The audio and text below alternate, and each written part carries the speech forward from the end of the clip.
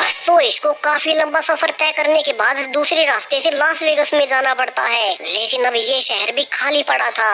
यहाँ दूर दूर तक कोई भी जिंदा नहीं है। बड़े बड़े होटल्स और कसिनोज खाली पड़े थे।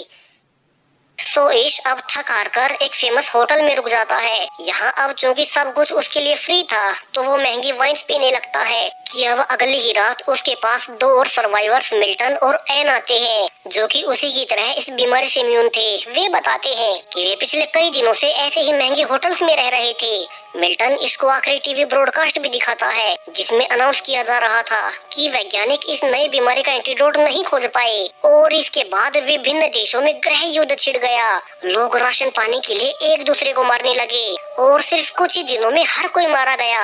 ईश जान पाता है कि मिल्टन और एन ने आज पहली बार किसी और जिंदा इंसान को देखा है, यानी कि पूरी दुनिया में जिंदा बचे हुए लोगों की संख्या बहुत कम होने वाली है। वो ये भी जान पाता है कि इतने दिनों से अकेले रहने पर मिल्टन और एन की मानसिक हालत बहुत खराब है।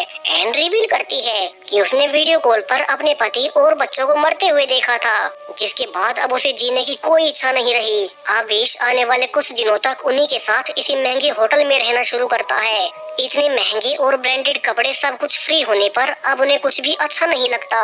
मानो ब्रांड्स की कीमत भी इंसानों के साथ ही खत्म हो गई। मिल्टन भी बताता है कि वो एक बड़ा बिजनेसमैन था और उसने अपनी मेहनत से बहुत कुछ कमाया, मगर अब ना उसके पास उसकी शोहरत है और न ही उसकी फैमिली। सो उसने अपने पास एक गन रख रखी है ताकि वे तीनों एक साथ अनअलाइव हो सके। अब ये सुनकर तो इश घबरा कर बाहर भागने लगता है क्योंकि उसे अभी भी जीने की इच्छा थी और उसे अपने पीछे दो गोलियां चलने की आवाज आती है, यानी कि मिल्टन और एन ने वो कर ही लिया। ईश फिर से अकेला हो गया। उसे लग रहा था मानो वो पूरी दुनिया में अकेला ही जिंदा इंसान बचा हो। तो वो बड़ी तेज स्पीड में गाड़ी चलाते हुए शहर से बाहर निकल आता है और यहीं रास्ते में उसे एक डॉग मिला। अब इसी डॉग में उसे अपना एक साथी मिल चुका था, किसी के साथ जीने की उम्मीद। तो वो उसे लकी नाम देता है और अपने साथ रख लेता है। यहाँ से इसने अपनी लाइफ एक नए सिरे से जीने का फैसला किया। तो अब वो पहले बहुत सी सर्वाइवल की बुक्स लेकर अपने पुराने घर में वापस आता है जहाँ की वो अब से लकी के साथ रहेगा। वैसे भी खाने और राशन पानी की तो अब कोई कमी ही नहीं थी और अब धीरे धीरे समय बीतते हुए उन्हें 1 साल हो चुका है। ईश और लकी एक साथ रहते, दिन में वे बाहर घूमने जाते। बेशक से शहरों में कोई न हो मगर फिर भी वे किसी और जिंदा सर्वाइवर की तलाश करते कि एक दिन लकी एक घर को देखकर भौंकने लगता है जिससे कि धुआं निकल रहा था। ईश अब लकी को लेकर जल्दी से वहीं जाने लगता है, यानी कि उन्हें वहां अपने अलावा और भी कोई जिंदा इंसान मिलेगा। और यहाँ पहुंचकर उन्हें एक एमा नाम की लड़की मिलती है जो कि शुरू में तो डर रही थी मगर ईश यकीन दिला देता है कि वो उसके लिए कोई खतरा नहीं। वे एक दूसरे से जान पाते हैं कि पिछले 1 साल में उन्होंने एक दूसरे के अलावा और किसी को जिंदा नहीं देखा। वे इसलिए भी खुश थे कि अब उन्हें एक दूसरे का साथ मिल गया, वरना वे कितने अकेले थे। एमा भी यहाँ से ईश के साथ उसी के घर पर रहने आ जाती है। ईश ने यहाँ अकेला रहने से कुछ नहीं संभाला था, तो अब दोनों मिलकर उसके घर को रेनोवेट करने लगते हैं। यहाँ खाने का स्टोर भी पास ही था, तो यहाँ से वे अनलिमिटेड खाना ले पाएंगे। एक दूसरे से मिलकर उनमें जीने की एक नई उमंग जाग उठी। अब वे एक्साइटेड होकर उठते, अपने डेली के काम पूरे करते। यहाँ उन्होंने अपनी हॉबीज भी डेवलप कर ली थी ताकि वे बोर न हो। वहीं इसके अलावा उन्हें ये भी पता था कि अगर वे दुनिया के आखिरी बचे हुए कपल हुए तो उन्हें ही आबादी को आगे बढ़ाना पड़ेगा। वहीं अब तक इंसानों के विलुप्त होने के बाद जंगली जानवर शहरों तक आने लगे थे। समय के साथ ईश ने घर में सोलर पैनल्स भी लगाने शुरू कर दिए ताकि उनका घर पूरी तरह से रेडी हो जाए। वहीं कुछ ही दिनों में एमा भी ईश के बच्चे की प्रेग्नेंट हो चुकी थी। एमा बहुत खुश थी कि अब उन्हें जीने का एक और कारण मिल जाएगा, जबकि ईश स्केप्टिकल था कि उन्हें अपने बच्चे को इस पोस्ट एपोलिप्टिक दुनिया में लाना भी चाहिए या नहीं। इसके अलावा उन्हें इस बेबी की डिलीवरी भी करनी थी। सो ईश पास की लाइब्रेरी में जाकर बेबी पैदा करने की बुक्स पढ़ने लगता है। समय के साथ उनका घर हर ओर से सेफ हो चुका था। उनके घर पर सोलर पैनल्स लग गए, तो अब वे खाने को फ्रीजर में स्टोर कर पाएंगे। उन्होंने बहुत से चिकन्स और पालतू जानवर पाल लिए थे जिनसे उन्हें अंडे और दूध मिल रहा था। उनके पास एक बड़ा हरा भरा गार्डन एरिया था। आसपास की हवा भी इंसानों के बाद साफ हो गई, यानी कि उनकी लाइफ लिटरली परफेक्ट हो चुकी थी। लेकिन अब समय के साथ उन्हें और आखिरकार वो दिन आ ही गया जब एमा को बेबी पैदा होना था। दोनों ने इस दिन की बहुत तैयारी कर रखी थी, सो इसके मदद करने पर उन्हें एक हेल्दी बेबी गर्ल पैदा होती है। वे खुश थे और वे टाउन में जाकर अपना एड्रेस पेंट कर देते हैं। ताकि अगर कोई और बचा हुआ इंसान उनके टाउन में आए तो वो खाने और पानी के लिए उनके घर आ सकते हैं। और अब धीरे धीरे 6 साल बीत चुके थे। आज जब ईश अपनी गाड़ी से जा ही रहा था कि रास्ते में उसकी गाड़ी के सामने एक जानवर आ जाता है। दरअसल अब जंगलों और शहरों में कोई बाउंड्री नहीं बची, तो अक्सर जंगली जानवर शहरों तक आते ही रहते हैं। अब ईश भी उसे देख ही रहा था कि इसी बीच उसे एक लड़की दिखाई देती है जो कि डरकर उसे दूर भाग रही थी। ईश भागकर उसे जल्दी से रोकता है कि वो उनके घर चले, लेकिन वो लड़की कुछ ज्यादा ही डर रही थी और वो ईश के उसे सेब देने पर समझ जाती है कि वो उसे कुछ नहीं कहेगा। तो वो उसके ट्रक में पीछे बैठकर घर तक आती है। यहाँ तक ईश और एमा ने 2 बच्चे पैदा कर लिए थे। बड़ी बेटी हैदर के पैदा होने के 2 साल बाद उन्हें एलेक्स भी पैदा हुआ। वही एमा तो अब तीसरे बच्चे से भी प्रेग्नेंट है। अब लगता है कि पूरी दुनिया की आबादी यहीं तो बढ़ाएंगे। तब ईवी के पिता ने उसे फिजिकली हैरेस किया था, जिसने उसके मन पर गहरा प्रभाव छोड़ दिया। इसलिए वो हर किसी को देखकर डर जाती है। और एक दिन ईवी की माँ ने ही उसके पिता को मारकर ईवी को बाहर भगा दिया था। पांचों अब ईवी को अपनी फैमिली में शामिल कर लेते हैं। जल्द ही एमा को भी तीसरा बच्चा पैदा हो चुका था, जिसका कि वे जोई नाम रखते हैं, क्योंकि उनकी फैमिली बढ़ती ही जा रही थी। वे आने वाले 1 साल तक खुशी खुशी एक साथ रहते हैं कि अब एक दिन उन्हें किसी के आने का सिग्नल मिलता है। तो सभी बच्चों को घर में जाने का कहकर सभी अडल्ट्स गन लेकर देखने जाते हैं कि ये कौन है। वे देखते हैं कि ये तो एक और सर्वाइवर्स का ग्रुप था जो कि टाउन में इसका एड्रेस देखकर आए थे। अब इस ग्रुप में थे मोली, जीन, एजरा और उनका बेटा रईफ। सो अब वे उन्हें भी अपने साथ ले चलते हैं। मोली रिवील करती है कि वे पिछले 8 सालों में 4 ही जिंदा लोग देख पाए, मगर उनका कोई ठिकाना नहीं था। वे मारे मारे फिर रहे थे। सो एमा कहती है यही अब उनका घर है। यहाँ वैसे भी रिसोर्सेज की कोई कमी नहीं। वे एक साथ मिलकर एक नई सोसाइटी बना सकते हैं। अब इस नए ग्रुप में मोली एक डॉक्टर रही थी, यानी कि अगर किसी मेंबर को चोट भी आती है तो ग्रुप में एक डॉक्टर का होना उनके लिए बहुत काम आएगा। अगले ही दिन ईश नए मेंबर्स को रूल समझाने लगता है। अब चूंकि शहर और जंगलों में कोई बाउंड्री नहीं बची, तो बहुत बार जंगली जानवर उनके आसपास घूमते रहते हैं। इसलिए जब भी वे बाहर टाउन्स में सप्लाईज लेने जाएं, तो उन्हें हथियारों और किसी न किसी के साथ जाना होगा। सभी अडल्ट्स आज एक साथ टाउन के दूसरे कोने तक आ जाते हैं, जहाँ की एक हॉस्पिटल भी था। और मोली एक डॉक्टर होने के नाते यहाँ से बहुत सी दवाइयाँ ले पाएगी। अब वे काम की सभी सप्लाईज को लेकर वापस से घर लौट आते हैं। यहाँ नई मेंबर जीन एक सिंगर हुआ करती थी, तो वो सबके लिए परफॉर्म करती है। जीन इसके अलावा अपने बॉयफ्रेंड इजरा से प्रेग्नेंट भी थी। वहीं आज जॉर्ज और मरीना भी इतने सालों बाद पहली बार इंटीमेट होते हैं। अब आने वाले महीनों में जीन और मरीना दोनों एक एक बेबी को जन्म देती है। और अब ऐसे ही धीरे धीरे 14 साल बीत चुके हैं। ईश और एमा पहला कपल जिन्होंने फैमिली शुरू की थी, अब उनकी फैमिली बहुत बड़ी हो चुकी है। वे आज अपनी सबसे बड़ी बेटी हैदर का बर्थडे सेलिब्रेट कर रहे थे। यहाँ ईश अब अपने ग्रुप के सभी बच्चों को पढ़ाता, ताकि उन्हें पहले वाली दुनिया का भी सब पता हो। पहले वाली दुनिया जो कि आबाद हुआ करती थी, वहाँ की सोसाइटीज काम कैसे करती थी। वहीं आगे आने वाले समय में उन्हें ही दुनिया को आगे बढ़ाना होगा। सो ईश बच्चों को सब समझाता। अब एक दिन जब बहुत तेज तूफान आया था, तो वे नोटिस करते हैं कि उनका डॉग लकी तो घर पर नहीं है। ईश जल्दी से उसे ढूंढने जाता है और देखता है कि लकी तो बेचारा एक पेड़ के नीचे दबकर मारा गया। ईश इससे बहुत दुखी था, क्योंकि लकी उसे तब मिला था जब उसने जीने की उम्मीद खो दी थी। लकी एमा से भी पहले से उसके साथ था। तो वे लकी की अपने गार्डन में एक समाधि बना देते हैं। उसे ग्रुप के पहले मेंबर का दर्जा मिलता है, जिसकी वजह से उनका ये ग्रुप शुरू हो पाया। और फिर समय के साथ ईश की फैमिली के मेंबर्स बढ़ते ही रहे। अब आज जब ईश अपने बच्चों को देख ही रहा था कि एक जंगली शेर उनके घर पर घुस आता है, ईश बाकी बच्चों को बचाने के लिए उसके सामने आ गया।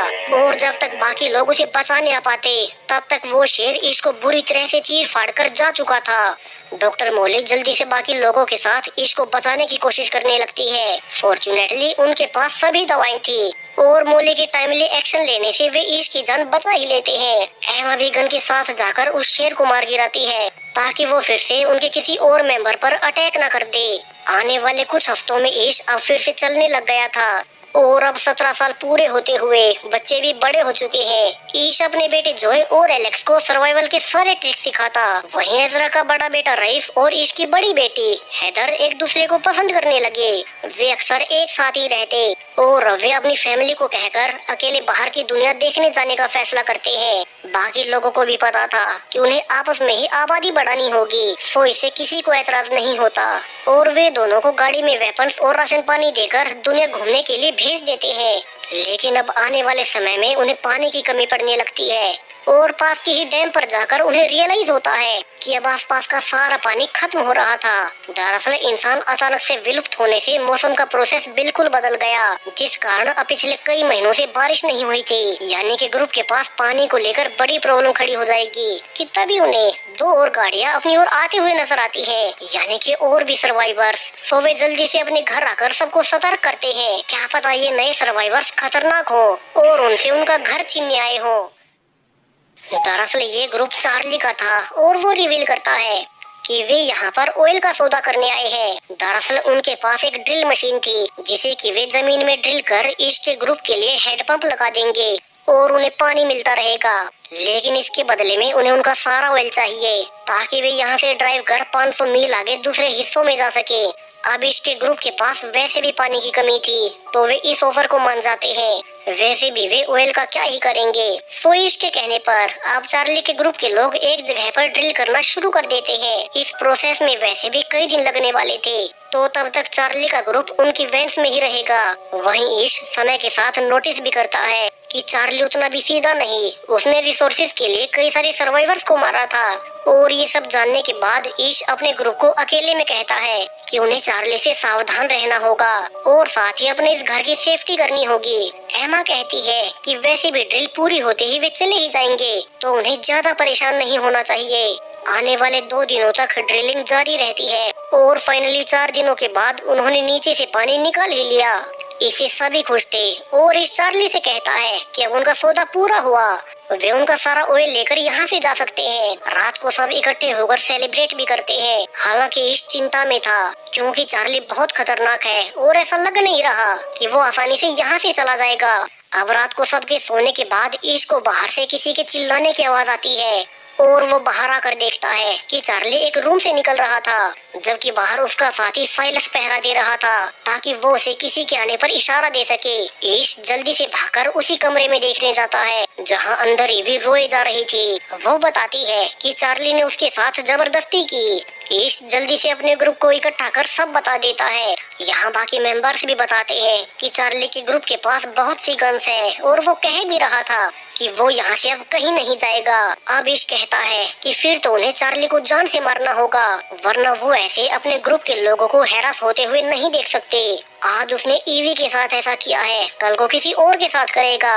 यहाँ बाकी सब भी इसके पक्ष में तो थे, मगर वे ये भी डिस्कस करते हैं कि जब पृथ्वी पर वैसे ही इंसान नहीं बचे तो क्या उन्हें चार्ली को जान से मारना चाहिए। लेकिन ईश के अनुसार अगर वे चार्ली को मार दे तो फिर उसका ग्रुप कुछ नहीं करेगा और वे अब एक साथ चार्ली को घेर लेते हैं। और उसके ग्रुप को पता चलने से पहले ही ईश प्लान के अनुसार चार्ली को जान से मार देता है। ईश को खुद भी बुरा लग रहा था कि उसने पहली बार किसी की जान ली है, मगर उसे ये सब अपने ग्रुप के लिए करना पड़ा। वे अगली सुबह चार्ली के ग्रुप को बताते हैं कि अब वे उनसे बदला लेने का ना सोचे, वे चाहे तो यहीं रुक सकते हैं, मगर उन्हें उनके कामों में हाथ बटाना होगा और अगर वे जाना चाहते हैं तो अभी के लिए हमेशा के लिए निकल जाएं।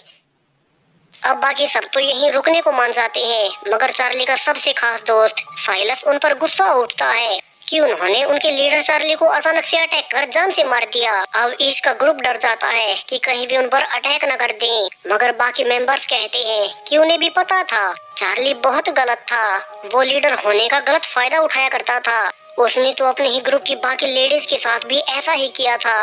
सो वे खुश है कि वो मारा गया कि सभी बच्चे मिलकर एक नया प्लेन बनाने पर एक्सपेरिमेंट कर रहे थे।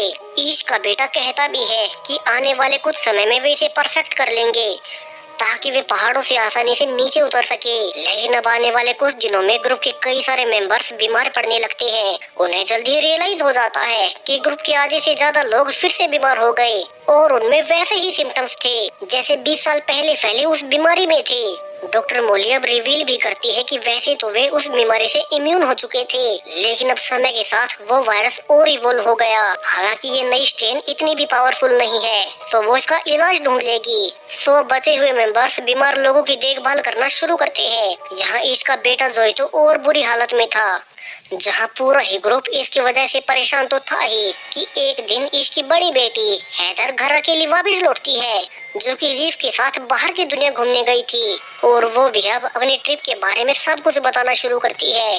वो रईफ अपनी गाड़ी लेकर बहुत सारे शहरों को पार कर आगे बढ़ रहे थे।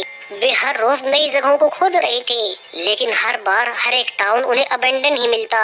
वे कोशिश कर रहे थे कि उन्हें कोई तो और सर्वाइवर मिले, मगर उन्हें कोई नहीं मिला। सो एक दिन जब वे एक पहाड़ी पर कैंपिंग कर रहे थे कि उन्हें एक आदमी नजर आया। हैदर उसके पीछे भी गई, लेकिन तब तो वो भाग गया, मगर बाद में पीछे से आकर उसने रईस को चाकू के पॉइंट पर ले लिया और उन्होंने पहचाना कि ये कोई और नहीं बल्कि साइलस ही था। वही साइलस जिसे कई साल पहले चार्ली की मौत के बाद ईश ने अपने ग्रुप से निकाल दिया था। सो उसी का बदला लेने के लिए उसने रईस को चाकू मार दिया, जिसके बाद हैदर को भी उसे मारना ही पड़ा। मगर तब तक बहुत देर हो चुकी थी और रईस ने दम तोड़ दिया। उसे वहीं बीच पर दफनाने के बाद हैदर ने वापस आना शुरू किया और रास्ते में गाड़ी बंद पड़ने के बाद उसने अपना बाकी का सफर पैदल ही तय किया। यहाँ से उसे भी पता चलता है कि आधे से ज्यादा मेंबर्स उसी बीमारी से ग्रस्त हो गए, जो कि 20 साल पहले फैली थी, मगर ये वेरिएंट पहले जितना पावरफुल नहीं रहा और डॉक्टर मोली इसी का इलाज ढूंढ रही है। यहाँ वे छोटे जोए का फीवर कम करने के लिए उसे ठंडे पानी में भी लेटाते हैं, जहाँ अगले कुछ दिनों में डॉक्टर मोली की दवाइयों से ज्यादातर मेंबर्स फिर से नॉर्मल हो रहे थे। लेकिन ये दवाई जोए पर काम नहीं करती और वो अपने पेरेंट्स से आखिरी बार बात करके दम तोड़ ही देता है। अब ईश इस घटना से बिल्कुल टूट चुका था।